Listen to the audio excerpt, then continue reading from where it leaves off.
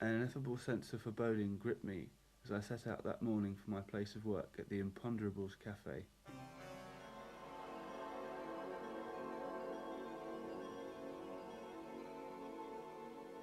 Of course, when one is expecting something to happen, which though one does not know exactly what it is, one yet knows is bound to come sooner or later, one's mind is apt to play tricks on one. No doubt you know what I mean from your own experience. On this morning, however, the sense of something impending was particularly marked. As I walked out along the avenue, the trees were full of birds' nests.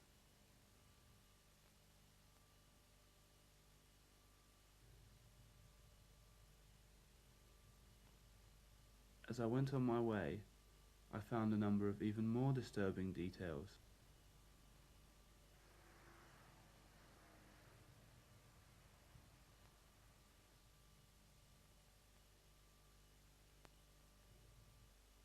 And as a result, I arrived slightly late for work.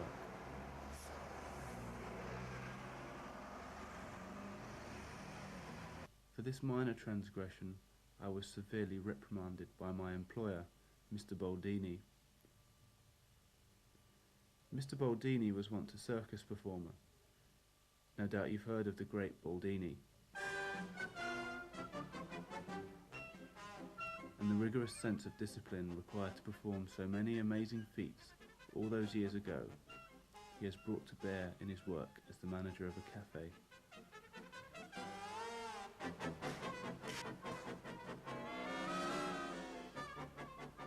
I was told that to make up for my tardiness, I would have to stay for an extra hour after work. To me it seemed unnecessarily harsh, but I can't complain, at least not to Mr. Boldini, since he is himself acting in a subordinate position. Like me, he takes his orders from someone higher up in the organisation, who in turn takes orders from someone else.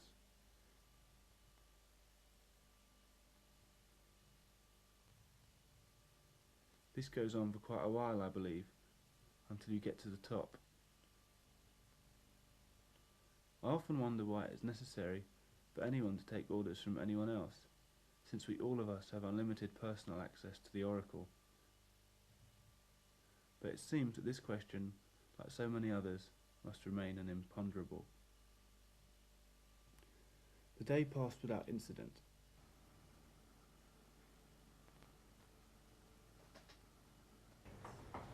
2:30, Mr. Boldini left with his brother. At 3, Alice the cleaner arrived.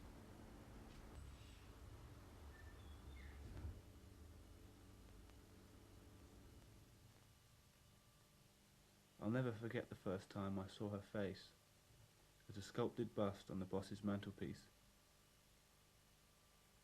What led me to return in secret later that night to so cruelly deface this exquisite ornament?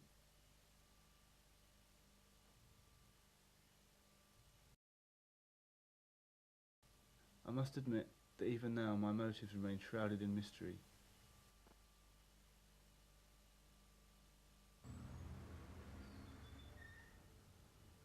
Alice left at 5, and I began my extra hour's work.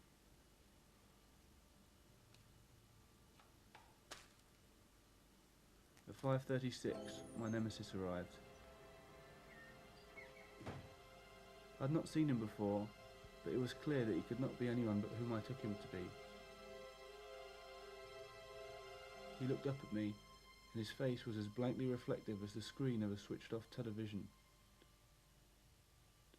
The air seemed to become cold with the threat of certain misfortune. Then I remembered something my teacher at the Institute had once told me. If we imagine disaster is imminent, then disaster, eager not to disappoint us, comes rushing out to meet us. What did his words mean? They could not have been less intelligible to me if they had been in a foreign language. Theory has its place, but there can be no substitute for direct experience.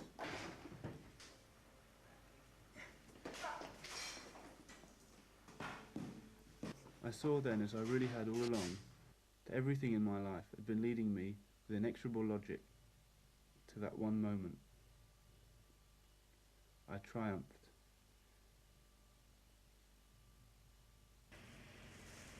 The next day I was acclaimed by the people of the city, and my name was celebrated everywhere. But I reminded myself, a cat pesters its master all day for food. When feeding time arrives, the cat no doubt congratulates itself that it has only done so as a result of its own good efforts. But this is an illusion. Feeding time is inevitable. It comes when it comes, and nothing the cat can do can either hasten or prevent it.